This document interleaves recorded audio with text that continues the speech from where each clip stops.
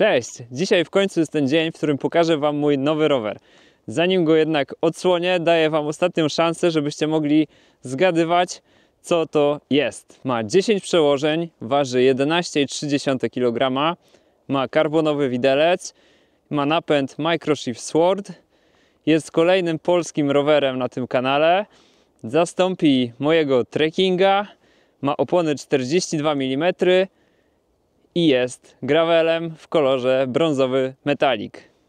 Dobra, kto zgadł do tego momentu? Napiszcie koniecznie w komentarzach, czy komuś się udało, jestem ciekaw. A jest to...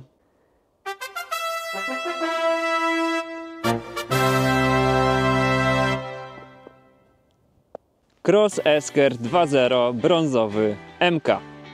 Zobaczycie go teraz na przebitkach, które nagrałem tydzień temu, dosłownie dzień po odbiorze. Wtedy było słonecznie i po prostu lepiej widać wszystkie szczegóły tego roweru, szczegóły ramy. Dlaczego taki rower? Chciałem, żeby to był rower taki w miarę budżetowy. Wiadomo, że są tańsze rowery, natomiast jest to jeden z tańszych modeli w gamie Crossa. Ja też dłuższy czas myślałem o Cube Roadzie, czyli najtańszym gravelu z gamy Cube'a. W końcu zdecydowałem się na tego Crossa, natomiast cena jest tutaj bardzo zbliżona. Dlaczego budżetowy? Chciałem, żeby ten rower będzie mi służył w wielu sytuacjach w tym roku i myślę, że później też. I chciałem, żeby po prostu, żeby nie było czegoś takiego, że ja muszę się nim jakoś specjalnie martwić. Oczywiście ja generalnie dbam o sprzęt, nawet jak dostaję jakieś testówki, to często w nich coś dokręcę czy wyreguluję. Natomiast jest jednak inna świadomość, jak się ma rower za parę tysięcy, a jak się ma rower za kilkanaście albo w ogóle jeszcze więcej. I zależało mi na tym, żeby mieć trochę takiego spokoju ducha. Wiadomo, wolałbym, żeby mi go na przykład nie ukradli, natomiast jeżeli to się stanie, to nie jest jakiś koniec świata. W tym roku będę go używał i troszkę do jeżdżenia po mieście, i na jakieś gravelowe ustawki, i na bikepacking na dziko, jeśli się uda, i być może też na wyprawę taką dłuższą, gdzie doczepię mu bagażnik i sakwy z tyłu. Chcę go też zabrać na wyścigi gravelowe w tym roku.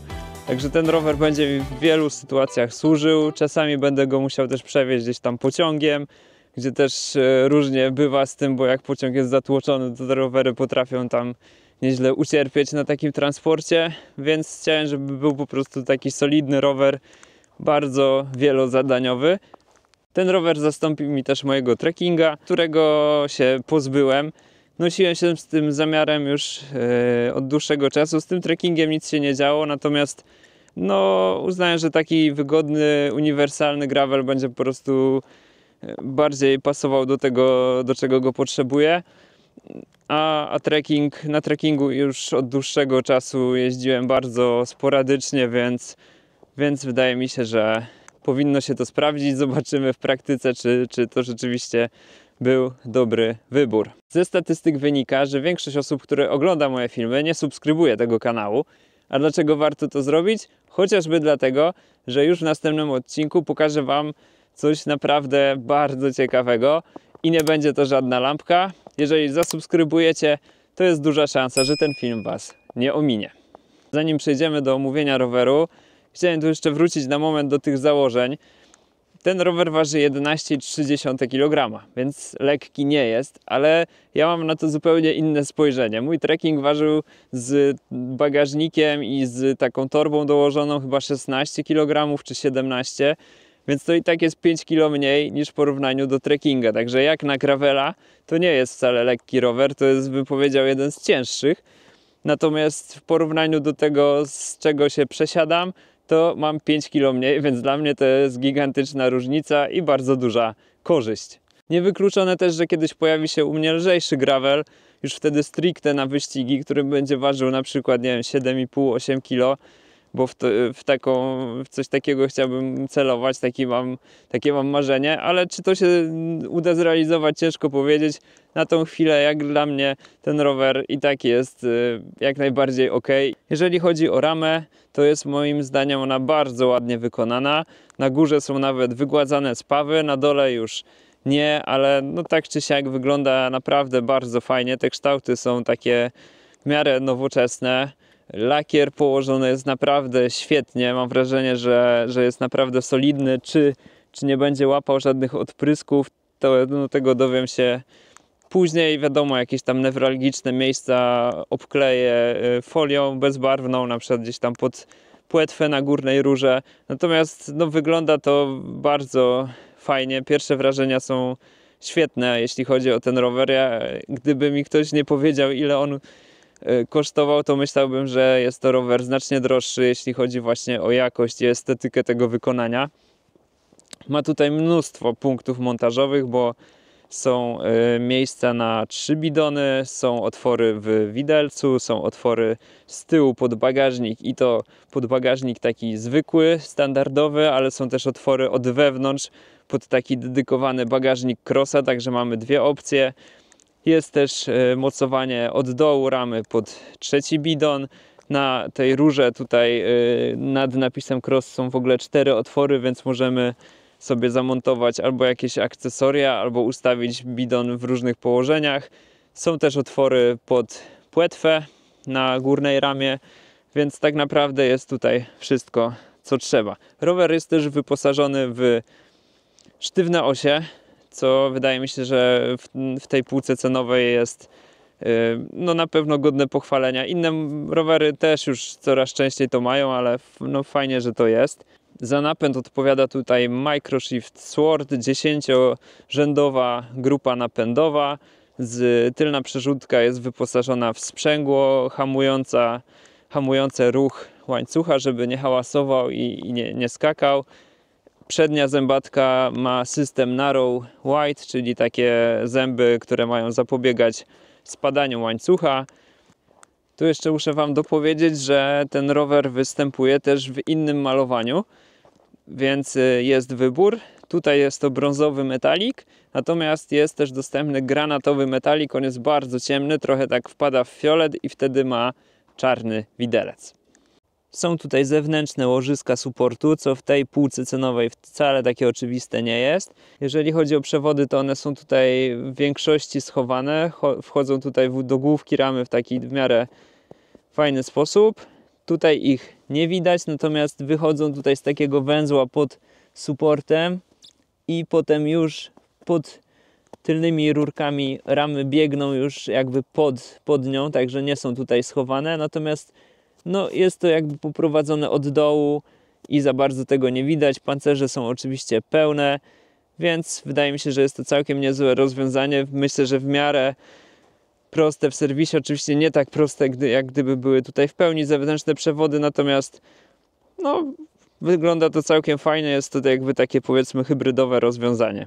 Opony, które tutaj zastosowano, to WTB Resolute 42 mm, natomiast ja te opony zmierzyłem suwmiarką i wypadają one trochę szersze, bo wyszło mi, że mają 44 mm, te obręcze są tutaj też dosyć szerokie, więc fajnie, bo chciałem początkowo zmienić na szersze te opony, natomiast jeżeli one mają tak realnie 44 mm, to myślę, że mi to na razie wystarczy. Według producenta można tutaj wrzucić nawet opony o szerokości 50 mm. Kaseta tutaj zastosowana jest naprawdę wielka, bo to jest chyba 11 do 48 zębów i no jest to już całkiem spory taki naleśnik, ale dzięki temu mamy naprawdę niezłe przełożenia. Oczywiście ta zębatka z przodu jest dosyć spora, ale tutaj najniższy bieg, bo sobie to przeliczyłem, ma stosunek 0,8, także jest to już coś fajnego do podjeżdżania. Oczywiście gdyby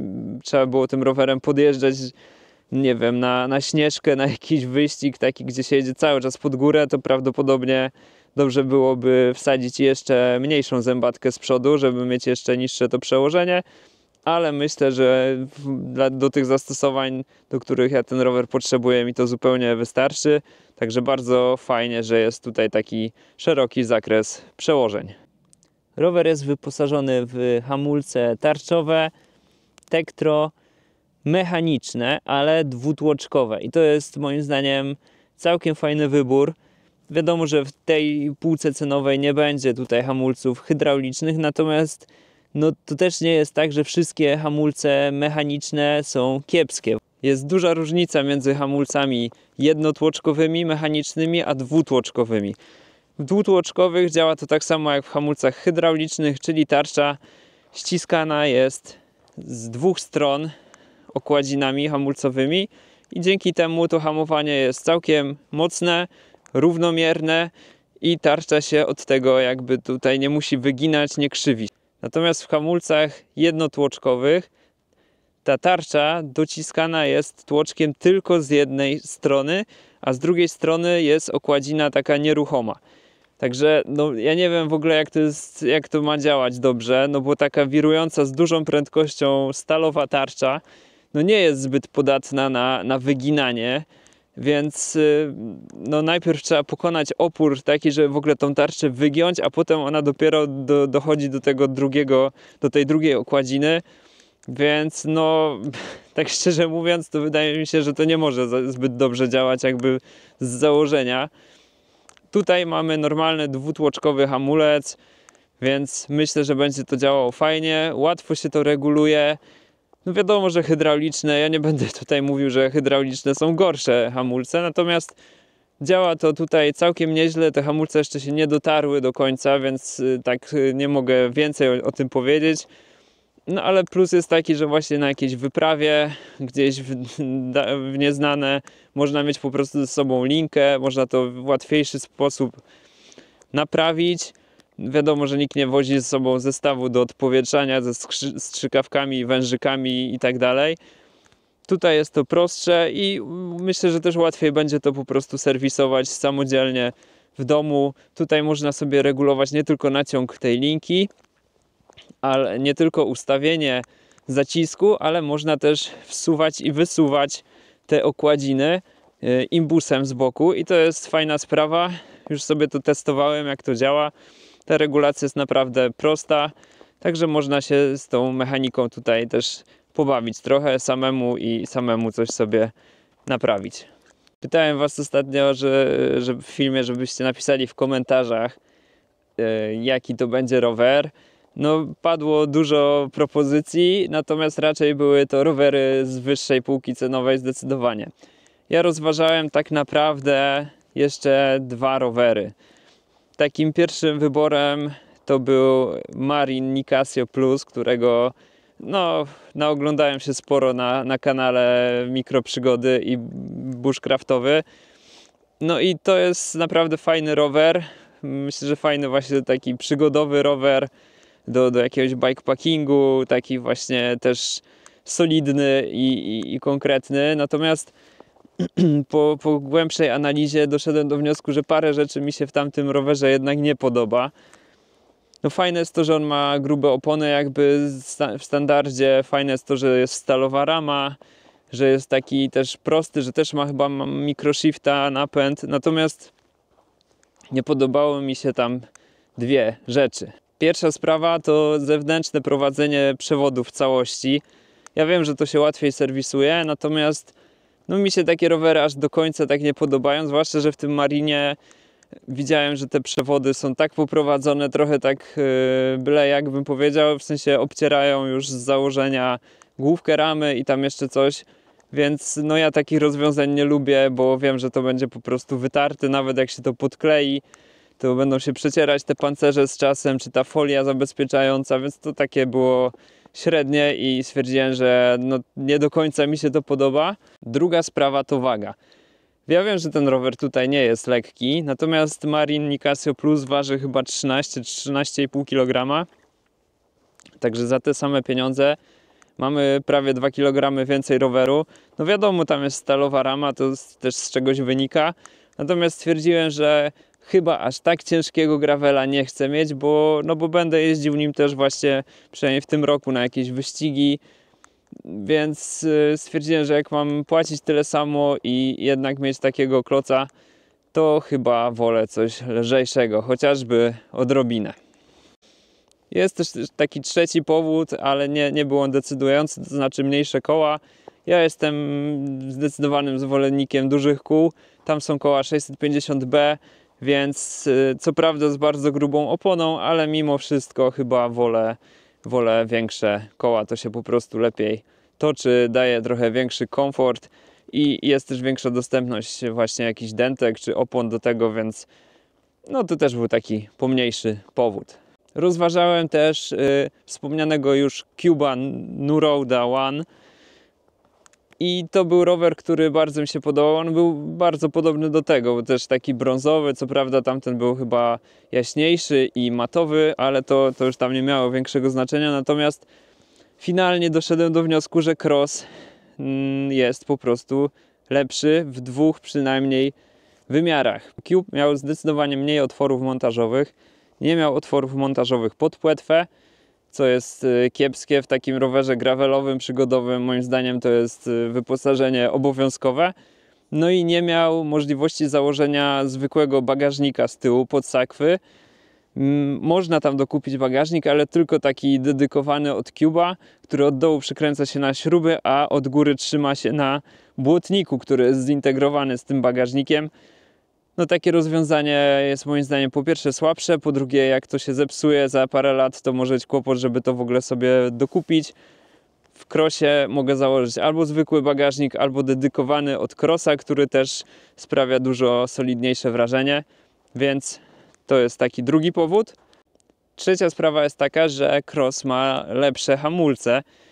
Jeżeli niczego nie pomyliłem, tam były chyba hamulce jednotłoczkowe, mechaniczne, tarczowe, natomiast tutaj są hamulce dwutłoczkowe, co jest zdecydowanie lepszym rozwiązaniem, które po prostu będzie lepiej działać. No i jest też czwarty powód.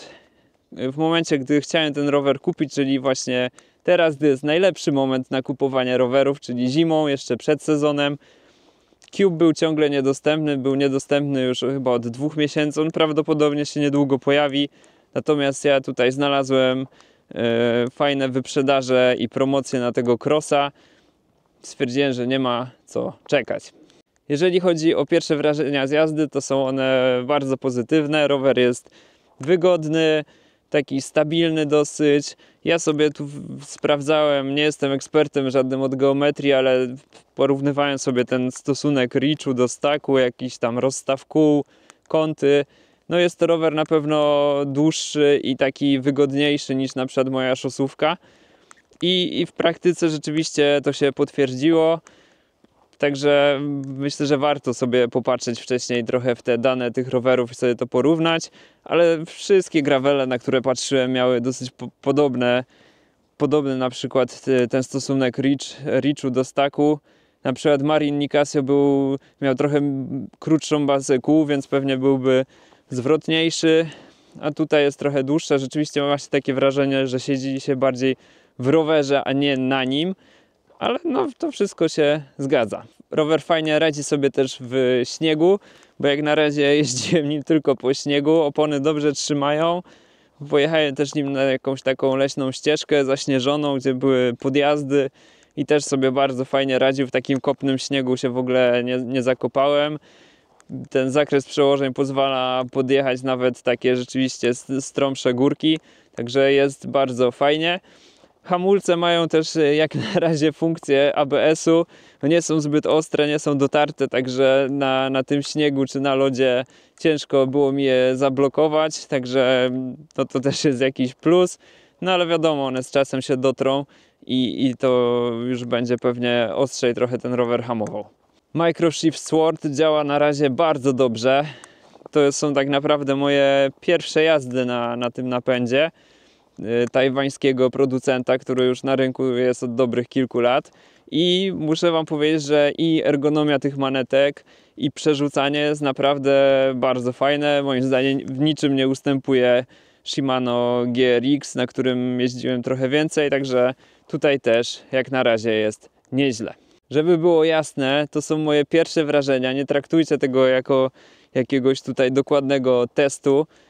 Ja ten rower mam dopiero od tygodnia, także będę nim w tym roku jeździł i myślę, że jakoś pod koniec sezonu nagram kolejny film, gdzie opowiem więcej o tym modelu, jak mi się jeździło, czy coś się zepsuło, czy koła zaczęły trzeszczeć, czy były jakieś inne problemy. Mam nadzieję, że nie będzie tutaj takich przypałów jak z Rondo, który wam ostatnio pokazywałem. Zobaczymy.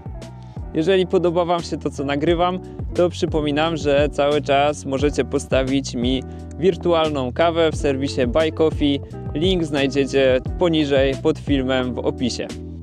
Cena tego roweru to 3800 zł na wyprzedaży, bo katalogowo on kosztuje 5500, także myślę, że była to fajna okazja. Ja go kupiłem w sklepie stacjonarnym.